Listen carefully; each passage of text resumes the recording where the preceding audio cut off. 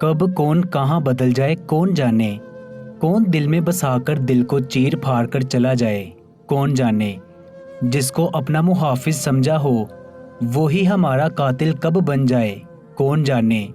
किस पे करें यकीन किसको कहें अपना, सब मतलब से शुरू मतलब पे ख़त्म रिश्ते नाते। दोस्ती प्यार सब कुछ किसी को सीने से लगाने की तमन्ना हो, वो ही पीठ में छुरा घोंप जाता है। मुस्कुराकर यूं मिलते हैं जैसे हमारे दिल की धड़कन है। मुस्कुराने वाले के दिल में जहर कितना है हमारे लिए कौन जाने। जिसको सरे महफिल अपना कह के पुकारा हो वो कब हमारा नाम तक भूल जाए कौन जाने। फारस को पढ़ते हुए सब झूम उठते होंगे, फारस कितना तड़प कर लिखता है कौन जाने। शहजादी मेरी बेटी उठ जाओ नाश्ता कर लो, 8 बज रहे हैं, माँ ने सर को हिलाते हुए कहा था। शहजादी सारी रात की जागती हुई लड़की, उसकी आंख कहाँ इतनी जल्दी खुलने वाली थी। माँ मुझे अभी भूख नहीं है, मैं अभी सोना है बस। माँ ने कहा उठ जा मेरी बच्ची, कितना सोना है, और सारी रात पता नहीं क्या करती रहती हो। रात को सोती नहीं हो और दिन को यूं तमाशे करती हो। शहजादी बहुत खूबसूरत लड़की थी, उसने बीए करने के बाद पढ़ाई छोड़ दी थी। शहजादी बस 2 बहन भाई थे, भाई छोटा था, शहजादी बड़ी थी। अपनी ज़मीन जायदाद काफ़ी थी, बाप गांव का चौधरी था। शहजादी को कभी किसी चीज़ की कमी नहीं हुई थी। शहजादी को एक लड़के से मोहब्बत थी जो कि शहर से आया हुआ था और शहजादी के गांव में रहता था। वो सबसे छुप छुपाकर उससे मोहब्बत किया करती थी, उससे मिलना बातें करना। माँ से चोरी मोबाइल रखा हुआ था शहजादी ने। रात भर अपने कमरे में वो अपने उस आशिक जिसका नाम हाशिम था सारी रात मोहब्बत भरी बातें किया करती थी। वहीं शहजादी के गांव का एक लड़का जिसका नाम नबील था, वो भी शहजादी से बहुत प्यार करता था। लेकिन फ़र्क बस इतना था कि शहजादी के घर में वो नौकर था, दिल ही दिल में वो शहजादी की पूजा किया करता था। हाँ, शहजादी नबील से बात नहीं किया करती थी, उसको देखती नहीं थी, लेकिन शहजादी से नबील को इश्क कमाल का था। शहजादी के दिल का राजकुमार तो बस हाशम था, वो हाशम के बिना कहाँ रह सकती थी। अब हाशम तो धड़कन बन के रहता था शहजादी के दिल में। वो कहा करता था, शहजादी मेरी मोहब्बत मेरी इबादत है, मैं तुमको चाहता हूँ किसी सजदे की तरह, मैं चाहूँगा किसी रांझे की तरह।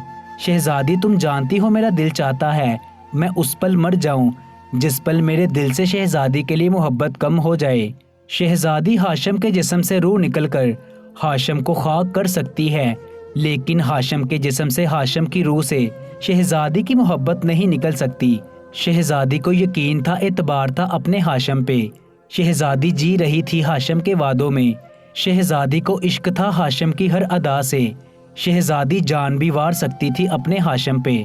नबील भी खामोश मोहब्बत किया करता था शहजादी से। शहजादी को देखकर जीना बस इतना बहुत था नबील के लिए। नबील अकेला बैठा शहजादी के साथ गर्ज बसाना, शहजादी को सीने से लगाना, शहजादी का माथा चूम लेना, सब ख्वाब पल भर में देख लिया करता था। और सच भी यही था, वो सिर्फ देख भी ख्वाब ही सकता था। कहाँ नौकर होना, कहाँ अमीरों को चाहना। गरीबी मोहब्बत कर सकती है, चाह सकती है सिर्फ, लेकिन इकरार इजहार नहीं कर सकती।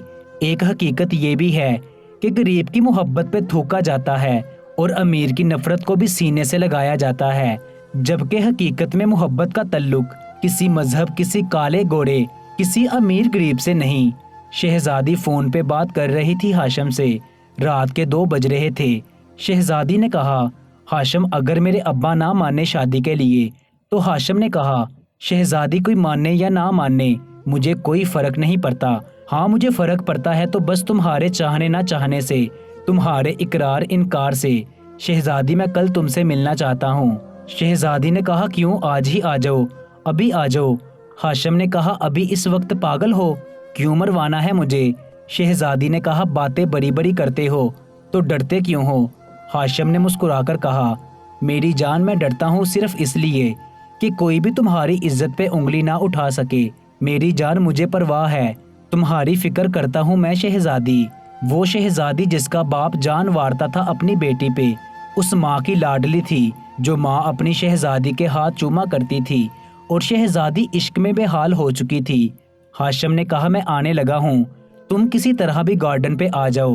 رات کا پچھلا پہر تھا، 3 بج چکے تھے، چاندنی رات تھی، جگنو روشن تھے، خاموش سب پیڑ پودے تھے، ہلکی سی ہوا چل رہی تھی، آسماں پہ ستارے جیسے کوئی موتی چمک رہے ہوں۔ ہاشم چھپتے ہوئے آیا اور پیچھے سے آتے ہوئے اس نے شہزادی کو اپنی باہوں میں بھر لیا تھا۔ شہزادی تو ڈر سی گئی۔ ہاشم نے کہا بتا اب کون ڈرتا ہے، میں یا تم؟ شہزادی نے کہا میں چیخ مار دیتی پاگل۔ ہاشم نے مسکرا کر کہا تو مار دو چیخ، میں کون سا ڈرتا ہوں۔ شہزادی نے اس کے دل پہ ہاتھ رکھا۔ ارے دیکھو تو صحیح تمہاری دھڑکنیں، کتنی زور سے دل دھڑک رہا ہے تمہارا۔ ہاشم نے سینے سے لگا کر کہا اس دل میں تم جو رہتی ہو چھوٹا سا دل ہے، اس لیے دھڑکتا اتنا۔ شہزادی نے کہا ہاشم کبھی بدل تو نہیں جاؤ گے نا؟ ہاشم نے ہونٹوں پہ انگلی رکھی اور کہا شہزادی یہ جو ہاشم ہے نا، یہ فنا تو ہو سکتا ہے لیکن اپنی شہزادی کو دھوکہ نہیں دے سکتا۔ شہزادی تم میری جان میں بستی ہو اتنا یاد رکھنا، شہزادی صرف اور صرف ہاشم کی ہے، اگر ہمارے بیچ کوئی آیا تو یاد رکھنا میں ہر حد سے گزر جاؤں گا تم کو پانے کے لیے۔ شہزادی کی آنکھوں میں آنسو آ گئے۔ کیسے تم اتنا پیار کر سکتے ہو مجھے ہاشم؟ ہاشم نے کہا پیار کیا نہیں جاتا میری جان، ہو جاتا ہے۔ اتنے میں کچھ نوکر دوڑتے ہوئے آئے۔ کون ہے وہاں؟ شہزادی نے کہا ہاشم بھاگ جاؤ۔ ہاشم نے کہا کچھ نہیں ہوتا۔ شہزادی نے کہا بھاگ جاؤ ہاشم پلیز، خدا کے لیے۔ ہاشم نے شہزادی کو چومتے ہوئے کہا اوکے میری جان، اپنا خیال رکھنا۔ ہاشم نے دیوار سے چھلانگ لگائی کہ نوکروں نے اس کو بھاگتے ہوئے دیکھ لیا۔ کافی بھاگے پیچھے لیکن پکڑ نہ سکے اور ہاشم بھاگنے میں کامیاب ہو گیا۔ صبح ہوئی تو چودھری نے پوچھا شہزادی کے ابا نے شہزادی کون لڑکا تھا رات کو تمہارے ساتھ؟ شہزادی خاموش رہی۔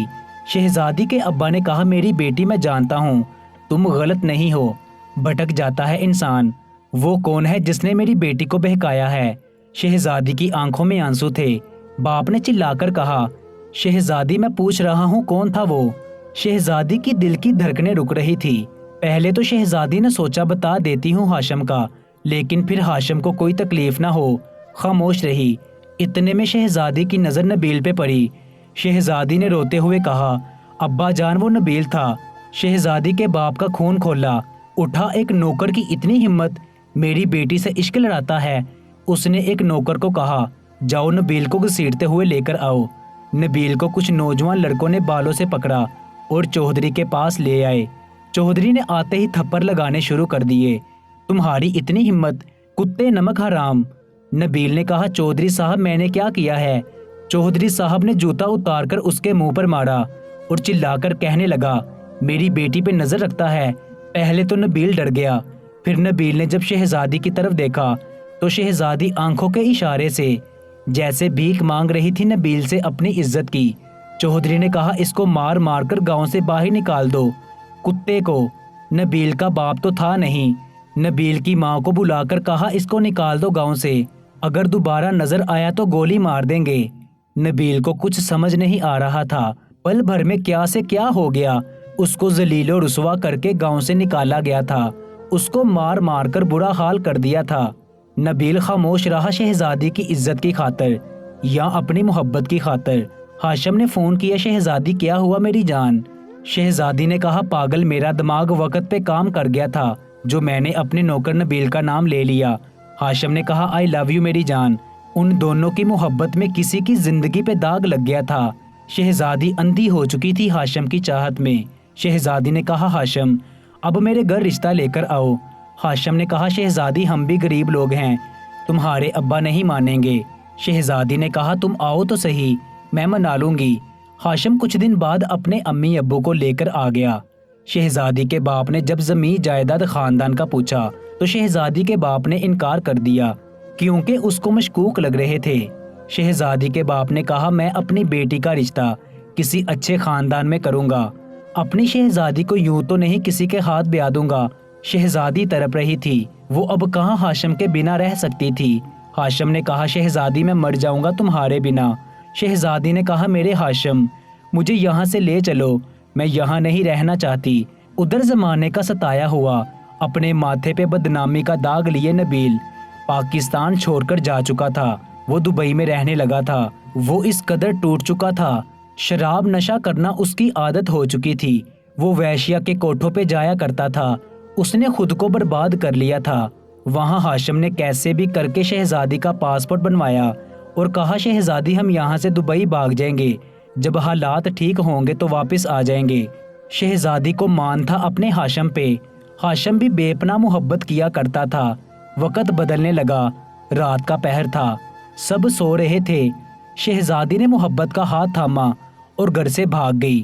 ایئرپورٹ پہنچے اور صبح ہونے تک وہ دبئی پہنچ چکے تھے۔ شہزادی نے ہاشم کا ہاتھ تھاما ہوا تھا، اس کو جیسے دنیا مل چکی تھی۔ اس نے ہونٹ چومے ہاشم کے اور کہنے لگی ہاشم آج ہم ایک ہو گئے ہیں۔ وہ ایک ہوٹل میں رکے تھے، رات کے سوئے نہیں تھے، کھانا کھایا سو گئے۔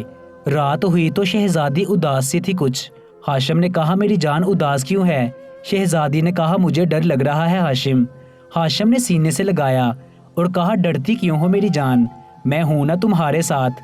وہ باتیں کر رہے تھے کہ دروازے پہ دستک ہوئی۔ ہاشم نے دروازہ کھولا تو سامنے دراز قد کے 3 آدمی کھڑے تھے، ساتھ 2 لڑکیاں بھی تھی، جن میں وہ بھی تھے جو ہاشم کے امی ابو بن کر آئے تھے۔ ہاشم نے ان کے ساتھ ہاتھ ملایا، مسکراتے ہوئے باتیں کرنے لگے۔ ایک لڑکی شہزادی کے پاس آ کر بیٹھ گئی۔ واہ رے کیا کمال کی لڑکی ڈھونڈ کر لائے ہو۔ شہزادی ڈر رہی تھی۔ ہاشم نے مسکرا کر کہا تمہاری ہے ڈیئر۔ شہزادی کو کچھ سمجھ نہیں آ رہا تھا، کیا ہو رہا ہے؟ ہاشم نے کہا پیسہ ٹرانسفر ہو گیا؟